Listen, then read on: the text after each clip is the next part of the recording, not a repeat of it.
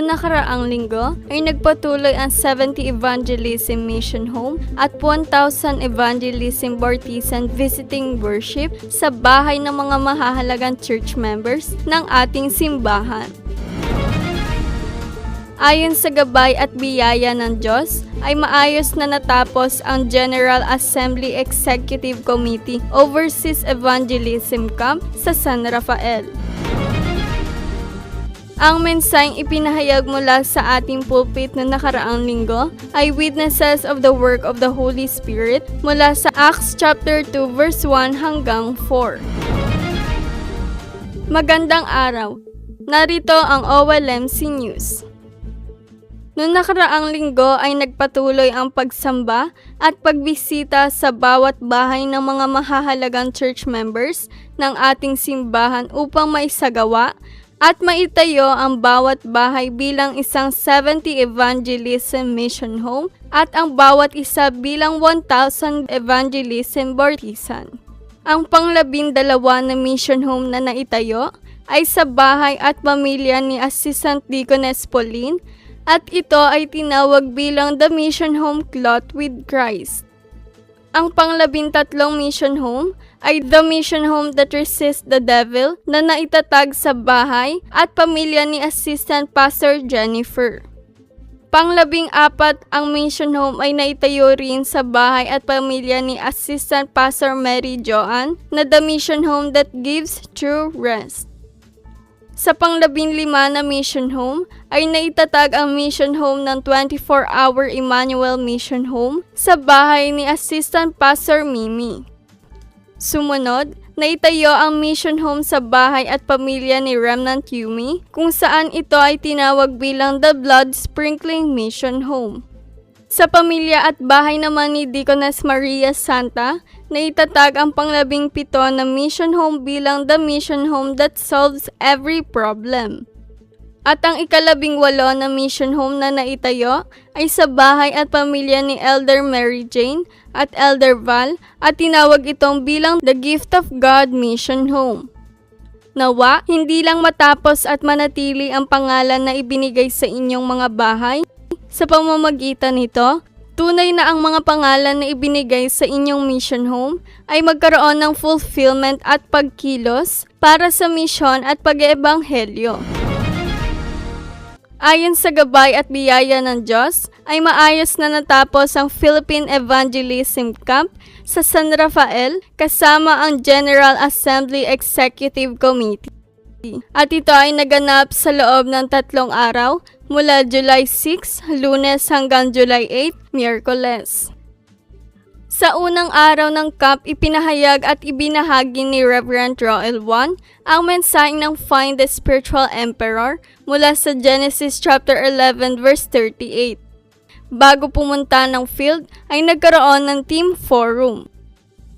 Matapos ang pagsamba ay pumunta ang 4 na camp team sa field ng San Rafael sa Wawa, kung saan sila ay nag-field ministry, nakapagbahagi ng salita ng Diyos at mensahe ng daan ng kaligtasan sa mga taong kanilang nakatagpo roon.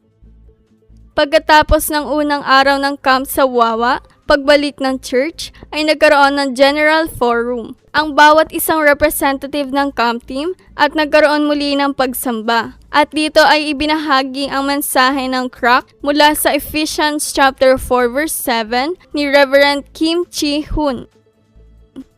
Sa ikalawang araw, direktang nagtungo ang evangelism camp team sa field ng Inigan na hindi bababa sa 30 minuto na layo at biyahe ng bangka mula sa field ng Wawa. Mula rito, ay nagkaroon ng field ministry kung saan unang nagbahagi ng mensahe si Reverend Roel Juan.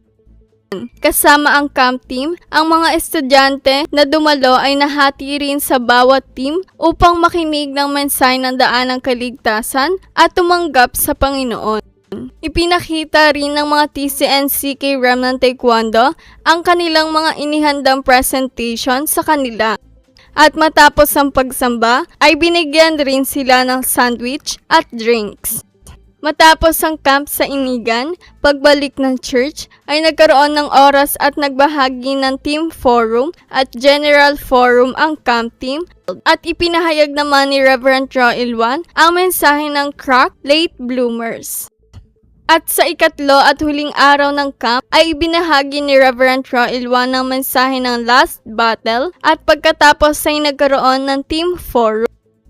Muling nagtungo ang camp team sa field ng ministry ng Wawa upang magkaroon ng papuri at pagsamba sa Panginoon sa pamamagitan ng mensaheng ipinahayag ni Assistant Pastor Mary Joan. Nahati rin ang mga dumalo sa bawat team. Ang camp team ay muling nagbahagi ng mensahe ng daan ng kaligtasan sa mga bata at adult roon at nagkaroon rin ng festival. Namigay rin ang camp team ng kanilang mga inihandang snacks para sa kanila.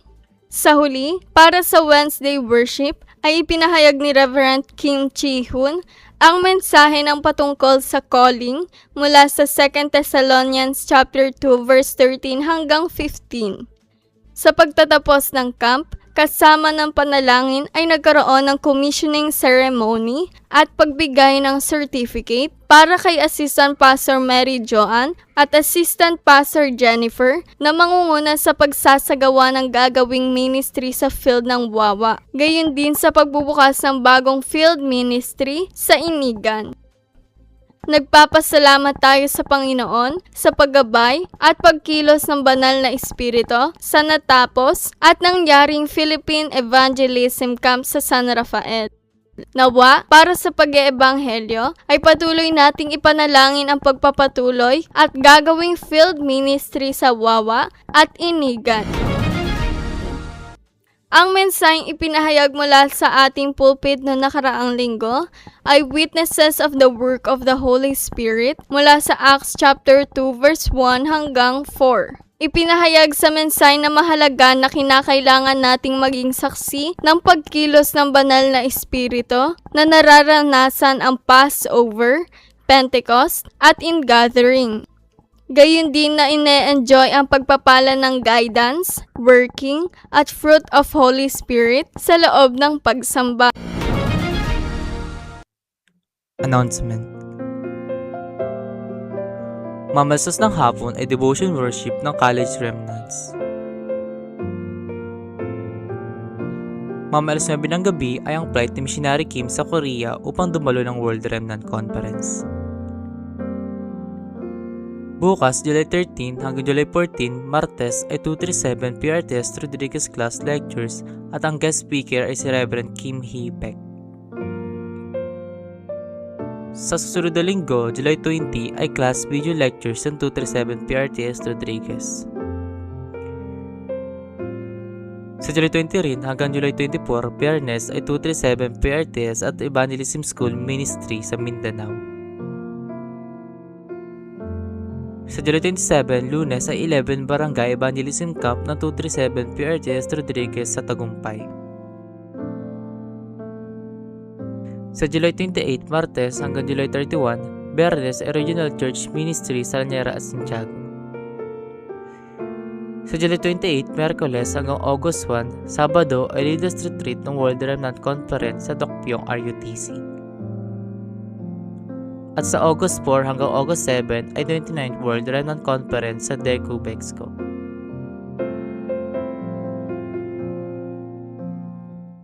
Nawa, sa linggong ito ay tunay na tayo ay maging saksi na nararanasan ang pagkilos ng banal na espiritu. At dito nagtatapos ang OLMC News. Maraming salamat.